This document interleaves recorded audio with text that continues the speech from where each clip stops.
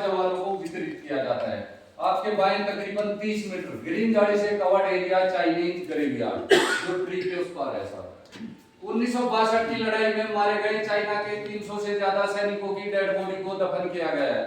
वहीं से 100 मीटर आगे एक ग्रीन कलर का शेड जिसको स्मृति स्थल के नाम से जाना जाता है, वहां पर वो पेड़ आज भी मौजूद है जहां पर राइफलमैन जसवंत सिंह रावत ने अपनी अंतिम सांस ली थी। उसी के सामने old command post, new command post और शौर्य भूमि है। अभी मैं आपको 17 नवंबर 1962 के दिन हुई ऐतिहासिक लड़ाई के बारे में जानकारी दूंगा। मौजूदा पोजीशन पर 4 गढ़वाल राइफल की अल्फा कंपनी डिप्लॉय थी जिसके company commander second lieutenant Surendra Nath Tandon थे।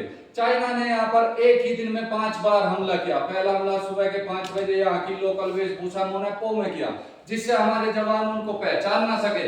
हमारे बहादुर जवानों ने उनको पहचाना और हमले को विफल किया। दूसरा और तीसरा भयंकर हमला 7:10 और 29 आवर्स के बीच में भारी आरटी और मोटर के बम गिराए गए, उसका भी हमारे जवानों ने बहादुरी से सामना किया और हमले को विफल किया।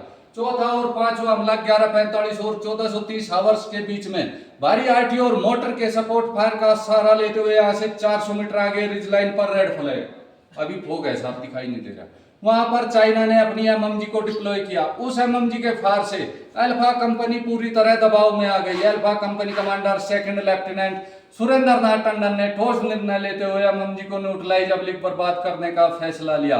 इस चुनौतीपूर्ण कार्य को करने के लिए अल्फा कंपनी के 3 जवान वॉलंटियर हुए, राइफलमैन जसवंत सिंह रावत, लेफ्टिनेंट त्रिलोक सिंह नेगी और राइफलमैन गोपाल सिंह गोसाई।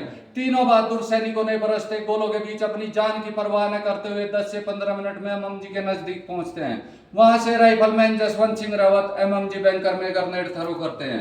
एमएमजी पर काम कर रहे 3 चीनी सैनिकों में से 2 चीनी सैनिक मारे जाते हैं और एक घायल होता है।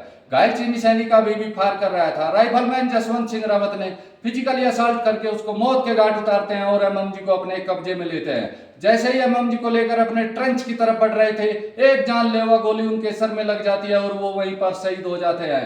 अब तक इनको लेफ्टिनेंट त्रिलोक सिंह ने की कवर फायर दे रहे थे, वो भी एक ऑटो वेपन के फायर की चपेट में आने से शहीद हो जाते हैं।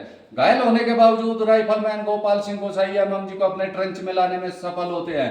ये तीनों बहादुर सैनिक 72 आवर्स तक चाइनीज सेना को रोक के रखते हैं और 300 से ज्यादा चाइनीज सैनिकों को मौत के घाट उतार देते हैं। भारतीय सरकार ने इनकी बहादुरी को देखते हुए राइफलमैन जसवंत सिंह रावत को महावीर चक्र मरणोपरांत, लेफ्टिनेंट त्रिलोक सिंह नेगी को वीर चक्र मरणोपरांत और राइफलमैन गोपाल सिंह गोसाई को वीर चक्र से सम्मानित किया गया। 4 गढ़वाल राइफल की इस पूरी लड़ाई में 3 ऑफिसर, 4 जेसीओ, 148 जवान और 7 सिविलियन शहीद हुए। 4 गढ़वाल राइफल को बैटल ऑनर ऑफ नूरानाग से सम्मानित किया गया। 4 गढ़वाल राइफल को 2 महावीर चक्र, 7 वीर चक्र, 1 सेना मेडल से सम्मानित किया गया। तब से लेकर आज तक जो भी इस रास्ते से गुजरता है बाबा को नतमस्तक होकर गुजरता है। जय हिंद साहब। जय हिंद।